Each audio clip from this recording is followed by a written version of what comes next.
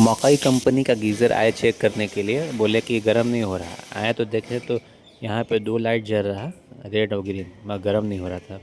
तो अब इसको चेक करना था, प्लग निकलवा दिए थे। उससे पहले वोल्टेज चेक कर लिए कि वहाँ पर वोल्टेज आ रहा है कि नहीं आ रहा है। स्टेप बाय स्टेप काम होगा। पहले वोल्टेज चेक करने के बाद एक कॉन्टिन्यूटी बजर साउंड में लगा दिए थे। ठीक है ना, ये इसका वायर को भी कॉन्टिन्यूटी चेक किए तो वायर का कॉन्टिन्यूटी बता रहा था। तो यहाँ तक समझ में आ गया कि हमारा सारा लीड जितना कनेक्शन है गीज़र में सब सही है। जब सब सही है, सवाल उठता है तो फिर आखिर क्यों गर्म नहीं हो रहा है। तो आए रीज़न जानते हैं इसका। तो कोयल जब चेक किए तो कोयल में वोल्टेज 230 वोल्टेज आ रहा है। मतलब यहाँ पे भी आपको कोयल के लिए वोल्टेज निकाल रहा है 230 सिंगल फेज, तब भी गर्म नहीं हो रहा। तो इसका कारण क्या हो सकता है? इसका कारण ये हो सकता है सिंपली कोयल ख़राब है, क्योंकि वहाँ तक वोल्टेज आ रहा है मगर उसके बाद भी गर्म नहीं हो रहा है, तो इसके माने कोयल ख़राब है। तो ये नया कोयल हमारे पास है, लेके गए हुए थे। तो पहले पुराना कोयल को खोल के हटा देंगे। तो पानी का पाइप जो था, दोनों पाइप हटा दिए, हटा के पानी निकल रहा है। उसके बाद कोयल से भी पानी निकाल लेंगे। थर्मोस्टेट, थर्मो कटआउट जितना वायरिंग था और जितना बल्ब का सिस्टम था, सारे को हटा दिए। हटाने के बाद कोयल का जो नट होता है 3 नट, उसको खोल लिए आराम से। और खोलने के बाद कोयल को हल्का घींचे अपनी तरफ, तो उसमें पानी निकलने लगेगा, क्योंकि उसमें 15 लीटर स्टॉक करके रखा हुआ था। तो ये पानी उसमें से आ रहा था। तो इस तरह से काम हम लोग का कंप्लीट हुआ है। पानी पूरा ड्रेन होने के बाद फिर इसमें नया कोयल लगाएंगे, और कैसे लगाएंगे वो भी दिखाएंगे आपको। तो यहाँ तक तो हम लोग को पता चल गया ना कि कोयल ख़राब होता है तो क्या रीज़न होता है। गर्म नहीं करता है भैया तो प्रॉब्लम होता है, तो आपका कोयल ही में प्रॉब्लम आता है अधिकतर। कोयल ख़राब होता है तभी प्रॉब्लम करता है। कोयल को देखिए बाहर निकाल रहे हैं। कोयल इतना जल गया है कि थोड़ा सा बैंड हो गया है, टेढ़ा हो गया है।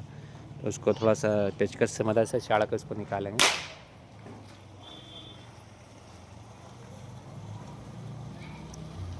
तो कोयल देखिए फाइनली निकल गया, पूरा ड्राई हीट हो गया है। मतलब कोयल इतना फट गया है, कोई भी अगर इसको छू देता है ना तो भयानक करंट मारता है। इतना भयानक मारता है कि भैया दिन में तारा नज़र आता है। गीज़र में दूसरा चीज़ दिखाते हैं आपको, सेफ्टी वाल्व। आप बोलते हैं ना सेफ्टी वाल्व उसमें लगा हुआ है, इसमें कहाँ है? तो सेफ्टी वाल्व देखिए, ये वाला जो आपको दिखा रहे हैं, इसमें अलग से लगा कर रखा हुआ था।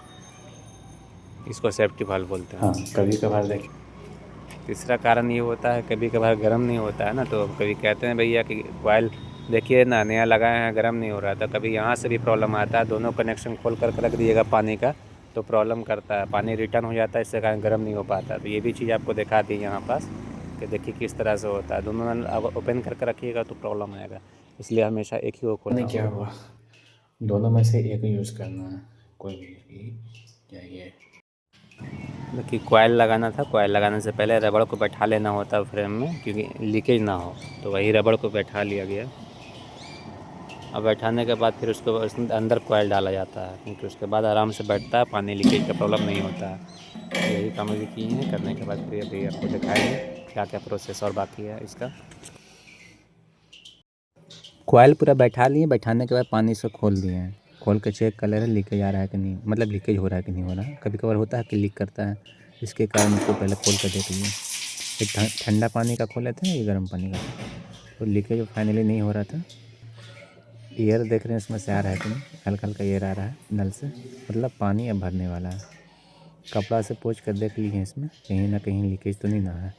पानी का अंश लगा हुआ था, इसके कारण देखना ज़रूरी होता है। बाद में फिर प्रॉब्लम होता है तो बेकार होता है। एक ही काम करने के लिए दो तीन बार आना अच्छा नहीं लगता। कस्टमर भी बोलता है भैया एक ही काम के लिए 3 बार आ रहे हैं। इसलिए पूरा एक ही बार में काम करके क्लियर किया। हल्का लगा डाउट, इसलिए हल्का हल्का इसको टाइट कर दिए। तो बाकी अब जो बचा ये सब काम, थर्मोस्टेट हो गया, थर्मो कटआउट हो गया। तो इसको अब लगाएंगे उसमें। तो ये दोनों का क्या काम होता है? ये दोनों का काम होता है, थर्मोस्टेट का काम होता है डिफ्रोस्टिंग कराना। जितना मेंटेन करके रखा है, चाहे 23 डिग्री हो या 60 डिग्री या 70 डिग्री, उतना पिला के ऑटो कट कराना। और जो होता है ना कटआउट, उसका काम होता है कोई भी शॉर्ट सर्किट जैसा कुछ हुआ तो इसको दाब देने से रीसेट हो जाता है ये थर्मो कटआउट का।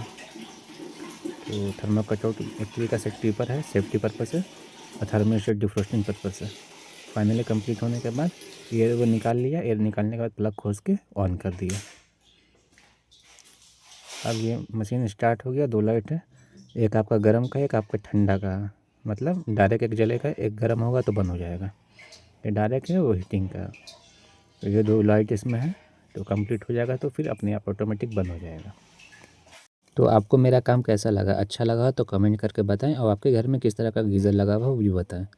कि आपका गीज़र 2 साल से ज़्यादा अगर हो गया है तो साफ सर्विस करवा लें, लाइफ बढ़ेगा उसका, उसका कॉइल का लाइफ बढ़ जाएगा।